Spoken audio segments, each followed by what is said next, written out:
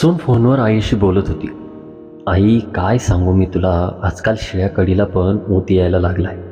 सासरे बुवा निवृत्त झाल्यापासून दोघेही गार्डनमध्ये एखाद्या फिल्ममधल्या जोडप्यासारखे दिवसभर झोपाळ्यावर बसलेले असतात. आपल्या पेकलेल्या केसांकडे बघून तरी वयाची त्यांनी जाणीव ठेवावी. अजूनही स्वतःला 25शीतलेच ते समजतात. तेवढ्यात उदास मनाने सासूबाई स्वयंपाकघरात शिरल्या. त्यांनी ऐकलं होतं, पण त्याकडे दुर्लक्ष करून त्यांनी शांतपणे चहा बनवला आणि सुनेलाही तिच्या खोलीत जाऊन दिला. नवऱ्यासाठी चहा घेऊन जात असताना सुनेने पाहिलं आणि पुन्हा तोंडावर वेडेवाकडेपणा केला, पण तरी त्यांनी तिच्याकडे परत दुर्लक्ष केलं. पती निवृत्त झाल्यापासून हा आता त्यांचा रोजचा दिनक्रम झाला होता. त्यांच्या इच्छेनुसार त्या रोज चांगले चांगले कपडे घालून गार्डनमध्ये आपला बराच वेळ घालवायच्या. आयुष्यभर त्यांनी फक्त मुलांसाठी खस्ता खाल्ल्या होत्या, त्यामुळे आयुष्याच्या संध्याकाळी ते दोघेही एकत्र वेळ घालवायचे. अन्नपूर्णा भवन 2 मजली बंगल्यासारखं घर अशोक आणि प्रभा यांचे आजीवन स्वप्न होतं. घराच्या समोर असलेल्या बागेत प्रभाबाईंनी बेल, जास्वंद, चाफा, मोगरा अशी कितीतरी फुलझाडे लावली होती. एका छोट्याशा टाकीत छानशी कमळेसुद्धा फुललेली होती. हिवाळ्यात त्या तेथे भाज्यांची लागवड करत असत. स्वयंपाकघरासाठी लागणारी ताजी कोथिंबीर, पुदिना, मेथी कायम तिथलं असायचं. पण इतकी वर्षे कामाच्या गडबडीत अशोकजींना त्या जागेचा कधी आनंद घेता आलाच नव्हता. पण आता मात्र त्यांचा सगळा मोकळा वेळ तिथे जात असे. खरं तर त्या जागेचं एक छोटंसं टुमदार घर दोघांसाठी बनवायचं म्हणून ती अतिरिक्त जागा अशोकरावांनी घेतली होती. पण आता ते शक्य नव्हतं. प्रभाबाईंना तिथे एक झोपाळा हवा होता, तो त्यांनी आणला. आता त्यांचा बराच वेळ त्या झोपाळ्यावर गप्पा मारण्यात जायचा.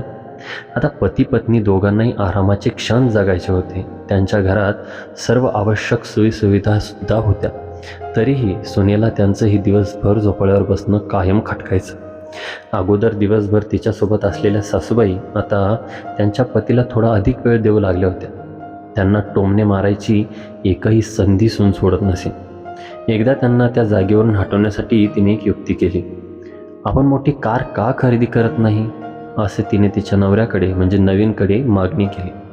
कल्पना चांगली, पण ठेवायची कुठे, नवीन उत्तरला. आपल्याकडे तर फक्त एकच गॅरेज आहे. नवीन थोड्या चिंतेच्या स्वरात म्हणाला. जागा का नाही, ती बागा आहे ना, जिथे आजकाल 2 लव्हबर्ड्स बसतात. तू जरा जास्त बोलतेस, म्हणत नवीन तिला फटकारत होता. पण त्यानेही या बाबतीत बाबांशी बोलायचं ठरवलं होतं. दुसऱ्या दिवशी संध्याकाळी तो वडिलांकडे गेला आणि म्हणाला, बाबा, मला आणि सोनमला मोठी कार घ्यायची. बाबा उत्तरले, पण बेटा, मोठी गाडी आधीच घरात आहे, मग तू कुठे ठेवणार? या भागेत नवं गॅरेज बांधायचा विचार करतोय मी. सोनम काही बघणार नाही आणि आई तरी अजून किती दिवस काळजी घेणार बागेची, त्यापेक्षा ही झाडी तोडलेली चांगली, नवीन म्हणाला. प्रभाबाईंच्या छातीत हे ऐकून धस्स झालेलं होतं.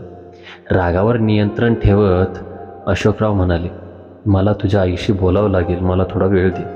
काय पप्पा, आईला काय विचारायचं, या जागेचा काय उपयोग? नवीन जरा चिडून, तुम्ही दोघेही दिवसभर कुठलाही विचार न करता, 4 लोकांचा विचार न करता इथे बसत असता. आता सोनमसुद्धा घरात असते, लहान मुले आहेत, पण तुम्ही मात्र दोघे दिवसभर झोपाळ्यावर डुलता झुलता. आतून सोनमची बडबडसुद्धा चालू होती. नवीन आणि सोनमने त्या संध्याकाळी बाहेरून जेवण मागवलं होतं, पण ते जेवण काही केल्या या अशोकरावांना आणि प्रभाबाईंना जात नव्हतं. इच्छाच होत नव्हती कसली.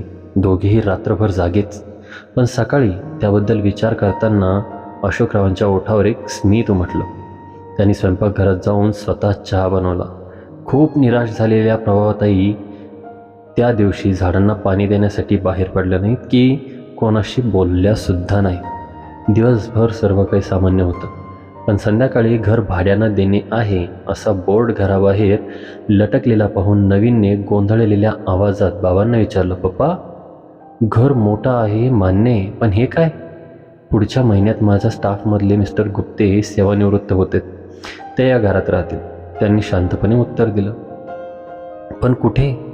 तुमच्या भागात, अशोकजींनी साध्या आवाजात उत्तर दिलं. आणि तुम्ही तुमच्या पायावर उभे राहू शकाल इतके सक्षम तर मी तुम्हाला बनवलेलंच आहे. 2-3 महिन्यात तुम्ही दुसरा फ्लॅट पहा किंवा कंपनीच्या फ्लॅटमध्ये राहायला जा. तिथे तुम्ही तुमच्या वयाच्या लोकांबरोबर राहू शकाल.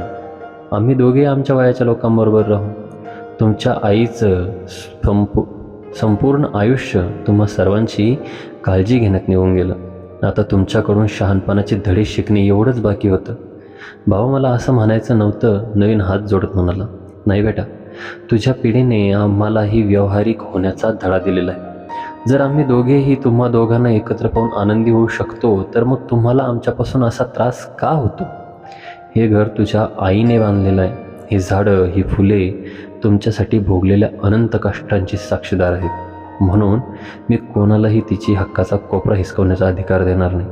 बाबा, तुम्ही गंभीर झालात. नवीनचा आवाज आता हळवा झाला होता. नाही बेटा, तुझ्या आईने आजवर खूप त्याग करून, खूप दुःख सहन करून मला पाठिंबा दिला. आज तिच्या कृपेने माझ्या डोक्यावर कोणत्याही आणि कुठलंही कर्ज नाही आहे. म्हणून फक्त हा कोपरा नाही तर संपूर्ण घर तिचं ऋणी. तुमच्यापेक्षा तिचा या घरावर अधिक हक्क आहे. आमची मुलं असल्याचा फायदा जरूर घ्या, पण जर देव मंदिरात जोडीने शोभून दिसत असेल तर आई वडील का दिसू नयेत याचा विचार नक्की करा. गोष्ट आवडली असेल तर गोष्टीला लाईक करा, व्हिडिओला लाईक करा आणि चॅनलला सबस्क्राईब करायला विसरू नका. भेटूया नवीन गोष्टीसहित. तोपर्यंत धन्यवाद.